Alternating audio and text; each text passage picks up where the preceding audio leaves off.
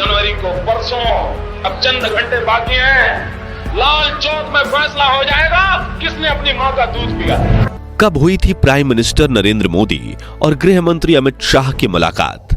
कैसे अहमदाबाद की सड़कों पर स्कूटर पर घूमने वाले मोदी शाह की जोड़ी पहुंची केंद्र तक? और कब देखा था पीएम मोदी ने जम्मू कश्मीर से आर्टिकल 370 हटाने का महत्वाकांक्षी सपना? दोस्तों, रेलवे स्टेशन पर चाय बेचने से लेकर भारत के प्रधानमंत्री बनने तक नरेंद्र मोदी जी का सफर काफी रोमांचक और मुश्किलों से भरा रहा है।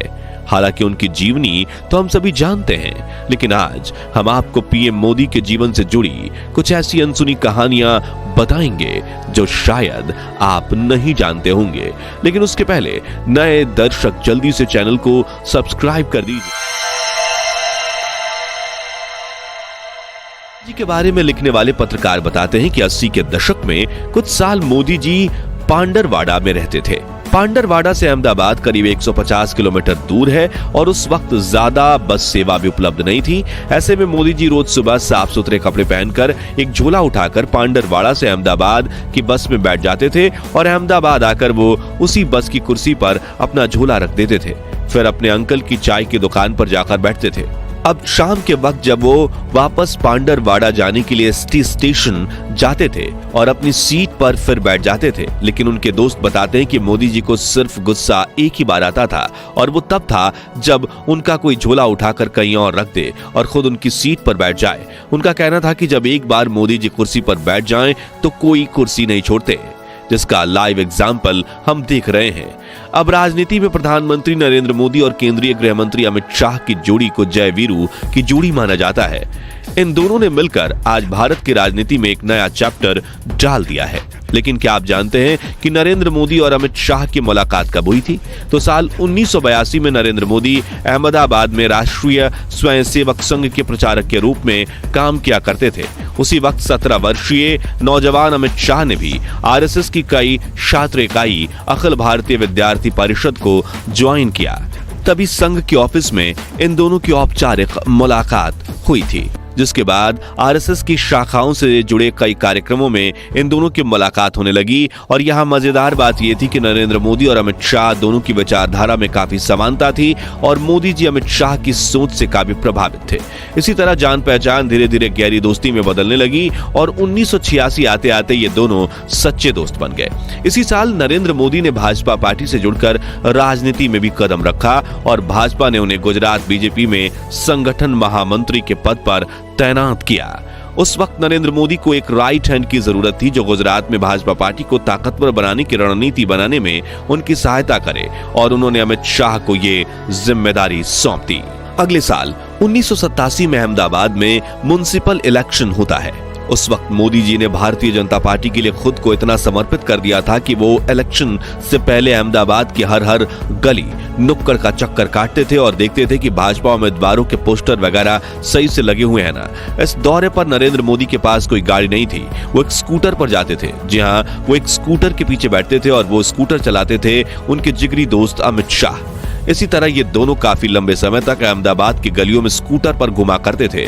जो आज पीएम मोदी दुनिया के सबसे पावरफुल लीडर्स में से एक हैं, लेकिन इतनी ऊंचाइयों तक पहुंचने के लिए उन्होंने शुरुआत कहां से की, वो देखना भी काफी अहम है।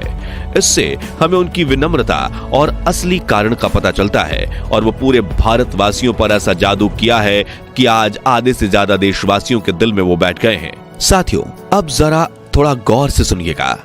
90 के दशक में नरेंद्र मोदी और अमित शाह की जोड़ी का ही करिश्मा था कि उनके नेतृत्व में 1995 में हुए गुजरात के विधानसभा चुनाव में भाजपा को पहली बार जीत मिली। हालांकि तब भाजपा ने पार्टी के वरिष्ठ नेता केशुभाई पटेल को गुजरात का मुख्यमंत्री बनाया था। भारत के वरिष्ठ पत्रकार राजदीप सरदेसाई उस वक्त का एक इंसिडेंट बताते हैं। वो कहते हैं कि खानपुर अहमदाबाद में बीजेपी का छोटा सा ऑफिस था और मोदी जी बाहर बैठकर खाखरा खा रहे थे।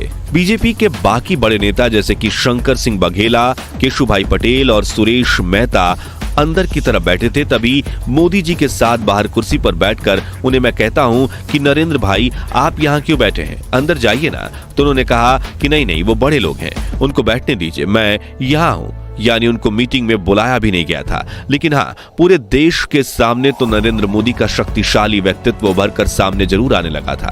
हालांकि ये सिर्फ गुजरात के चुनाव की जीत का कारण नहीं था, बल्कि उससे 2 साल पहले नरेंद्र मोदी जी के नेतृत्व में ही देश में बहुत बड़ा आंदोलन हुआ था। जी हाँ, हम बात कर रहे हैं राम मंदिर आंदोलन की। सन 1990 में लाल कृष्ण आडवाणी भाजपा के अध्यक्ष हुआ करते थे और अयोध्या की विवादित भूमि पर एक बार फिर राम मंदिर बनाया जाए, जिससे मुगलों ने तोड़कर बाबरी मस्जिद बनाई थी। इस उद्देश्य से उन्होंने 12 सितंबर 1990 के दिन यह ऐलान किया था कि मैं रथ यात्रा के जरिए 30 अक्टूबर के दिन अयोध्या पहुंचूंगा, और उसी दिन उन्होंने अयोध्या में कार सेवा का ऐलान किया। फिर 25 सितंबर 1990 से सोमनाथ से अयोध्या की राम यात्रा शुरू हुई। उस दौरान नरेंद्र मोदी ही लाल कृष्ण आडवाणी के राइट हैंड बने थे। पूरे रथ यात्रा आंदोलन की कमान उन्होंने ही संभाली थी और 63 वर्षीय आडवाणी जी को कोई परेशानी ना हो, उसका ध्यान रखते हुए वो खुद भी उनके साथ सोमनाथ से अयोध्या के सफर पर निकले थे। करीब 1 महीने बाद रथ यात्रा बिहार पहुंची, जहां 23 अक्टूबर की रात लाल कृष्ण आडवाणी समस्तीपुर के सर्किट हाउस में रुके थे।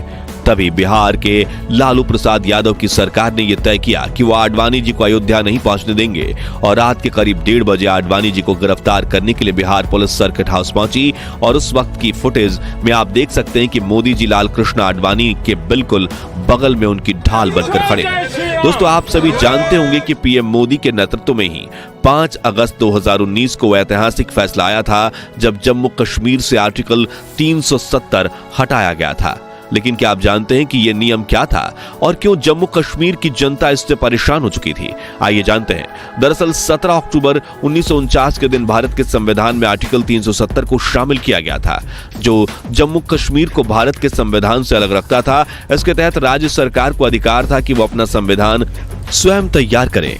अगर संसद को राज्य में कोई कानून बनाना हो तो इसके लिए यहाँ की सरकार की मंजूरी लेनी होती थी। वहीं पहले जम्मू कश्मीर का राष्ट्रीय ध्वज भी अलग था, और तो और यहाँ के लोगों के राष्ट्रीय ध्वज का सम्मान करना भी अनिवार्य नहीं था। साथ ही अन्य राज्यों के नागरिक जम्मू कश्मीर की संपत्ति नहीं खरीद पाते थे, इसलिए राज्य की प्रगति में भी अड़चन आती थी। और आपको बता दें कि प्रधानमंत्री नरेंद्र मोदी ने जम्मू कश्मीर में आर्टिकल 370 हटाने का सपना तब देखा था जब केंद्र में बीजेपी की सरकार तक नहीं थी। हम बात कर रहे हैं साल 1998 की। यकीन नहीं हो रहा हो तो उन्हीं की जुबानी सुनिए। हिंदुस्तान की जनता ने हमको जितनी मात्रा में वोट दिए, उतनी मात्रा में ही हम गुड डिलीवर कर सकते हैं। अगर हमको 2/3 बहुमत दिया होता तो हम धारा 370 को भी निकालने का निर्णय कर सकते थे। फिर अप्रैल 2014 में प्राइम मिनिस्टर बनने से पहले भी उन्होंने इस मुद्दे पर बात की थी। आप भी सुनिए। अगर कश्मीर को आगे बढ़ाना है और जो अच्छी चीजें हैं, अगर उसका लाभ कश्मीर को नहीं मिलता है और कश्मीर हमारा पीछे रह जाएगा तो देश का भला होगा क्या? तो जैसे अन्य राज्य प्रगति करते हैं वैसे कश्मीर की होनी चाहिए नहीं होनी चाहिए। वो मानते थे कि जब तक आर्टिकल 370 लगा रहेगा तब तक कश्मीर पिछड़ा रहेगा, और मौका मिलते ही उन्होंने कश्मीर को इन बंदिशों से आजादी दिलवा दी, जिसके बाद वहां पर पिछले 4 सालों में सचमुच विकास हुआ है और उसकी तारीफ पूरी दुनिया कर रही है। कहा जाता है कि जब साल 2001 में गुजरात में बीजेपी की पकड़ कमजोर हो रही थी, तभी केंद्र में एनडीए की सरकार थी और प्रधानमंत्री थे अटल बिहारी वाजपेयी, जिन्होंने मोदी जी को बुलाकर कहा था कि अब आपको गुजरात जाना चाहिए, यानी कि अब आपको गुजरात का मुख्यमंत्री बनना चाहिए। जिसके बाद मोदी जी गुजरात आ गए और 7 अक्टूबर 2001 के दिन वो गुजरात के मुख्यमंत्री बने। तभी पत्रकार सुधीर चौधरी ने एक इंटरव्यू में उनसे पूछा था कि आप मानते हैं कि गुजरात एक राम राज्य है, जहां जाति पाति नहीं है, समस्याएं नहीं है? तभी मुख्यमंत्री नरेंद्र मोदी ने कहा था कि गुजरात में राम राज्य बनाने की बहुत संभावनाएं हैं। जिस भूमि ने गांधी को जन्म दिया है, उस भूमि में राम राज्य बनने की संभावना मैं बहुत ज्यादा देखता हूँ। फिर उन्होंने पूछा कि क्या आपकी दिल्ली से गुजरात में पैरा ड्रॉपिंग हुई है? उस पर मोदी जी ने काफी मजेदार जवाब दिया था। नरेंद्र भाई, आप तो गुजरात के ही हैं, गुजरात में आपने इतना काम किया और आप तो गुजरात जाते ही नहीं हैं, और अब मैं गया तो आप पूछ रहे हैं कि पैरा ड्रॉपिंग हो गया। मुझे बड़ा आश्चर्य हो रहा है भैया कि जो जिस धरती में पैदा हुआ उसका पैरा ड्रॉपिंग क्या रहे। जी हाँ, उन्होंने कहा था कि मैं गुजरात की धरती पर ही पैदा हुआ, तो पैरा ड्रॉपिंग कहां से हुई भाई? खैर, नरेंद्र मोदी के गुजरात के मुख्यमंत्री बनने से पहले ही जनवरी 2001 में कच्छ में भयंकर भूकंप आया था, जिसने 20,000 से भी ज्यादा मासूमों की जान ले ली थी, 1,66,000 लोगों को जख्मी किया था और लाखों लोगों को बेघर कर दिया था। चीफ मिनिस्टर बनने के बाद कक्ष जाकर वहां के इतने बुरे हालात देखकर उन्होंने कक्ष के हालात सुधारने के संकल्प लिए और उनके नेतृत्व में जल्द ही पूरे राज्य को रिवाइव किया गया। मोदी जी ने कक्ष के रेगिस्तान में रह रहे लोगों तक उन्होंने नर्मदा नदी का पानी पहुंचाया और वहां कई उद्योगों का विकास करवाया और कक्षी लोगों को फिर अपने पैरों पर खड़ा होने में सहायता की। आज कक्ष में काफी बड़ा सोलर प्लांट है, 35 से अधिक कॉलेज, एक विश्वविद्यालय, 1000 से अधिक नए स्कूल, एक नया भूकंप प्रतिरोधी जिला अस्पताल और हर घर के लिए नर्मदा का पानी है। यहां तक कि आज कक्ष के कांडला और मुद्रा बंदरगाह सामूहिक रूप से देश के 30% शिपिंग कार्गो को संभालते हैं।